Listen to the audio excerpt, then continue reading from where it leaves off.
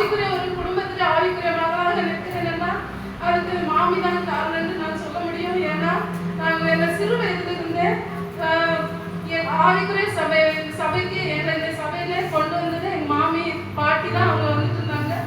அப்போ அவங்க கூட நான் சிறு பிள்ளையில இருந்து அவங்க கூட வருவேன். அப்படியாக தான் அப்புறம் என்னுடைய அப்பா அம்மா தம்பிகள் எல்லாம் ரசிக்கப்பட்டு இந்த நாட்கள்ல நல்ல ஒரு ஆவிக்குரிய பிள்ளைகளாக நாங்கள் வாழ்ந்து கொண்டிருக்கிறோம். அதற்கு வித்திட்டவர்களே இவர்கள் தான்.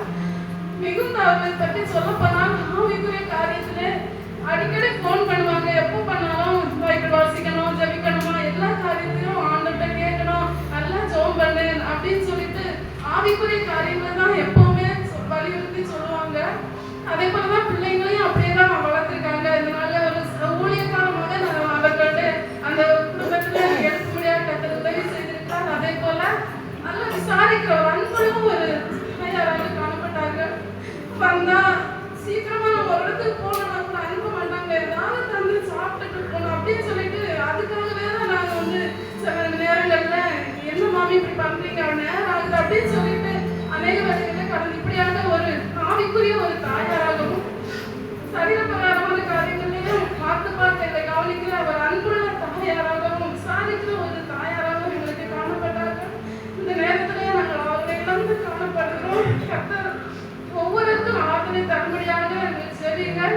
தொடர்ந்து இன்னும் அவர்கள் விட்டு சென்றதாங்க. இப்போ சித்தப்பா சொன்னது போல குட்டி தன் வீட்டை கட்டுகிறார் என்று சொன்ன வசனத்தின்படியாக அப்படியாகதான் 4 பிள்ளைகள், 4 மருமகள்கள் எல்லாம் அவர்களுக்கு மகள்களாகவே வைத்து 4 பேரை ஒன்றாகவே வைத்து அந்த குடும்பத்துல இந்த நாட்களில் நடத்தி வருகிறார்கள். இப்படியாக ஒரு புத்தி உள்ள ஸ்திரியாக காணப்பட்டார்கள். அது மட்டுமல்லாது மிகுந்த அன்புள்ள ஒரு அன்பு விசாரிப்பு இப்படிப்பட்டதான் ஆவிக்குரிய அநேக குணாதிசயங்கள் காணப்படுகிறது. கர்த்தர் அவர்கள் இந்த நாட்களிலே அவர்கள் படிக்கிற பாடு போதும் என்று கர்த்தர் அவரை எடுத்துக்கொண்டார். அவருடைய சித்தத்தின்படியாக இந்த தம்பி சொல்லும்போது சொன்னா கார்ல போயிட்டு இருக்கும்போது எசப்பா என்னை பரிசுத்தப்படுத்தி எடுத்துக்கொள்ளுங்க அப்படின்னு சொல்லிட்டு ரொம்ப ப்ரேயர் பண்ணாங்க. அந்த நேரத்தில் அதை கேட்கும்போது ரொம்ப சந்தோஷமாக இருந்தது. அப்படியாக அவர் வேதனை மத்தியில்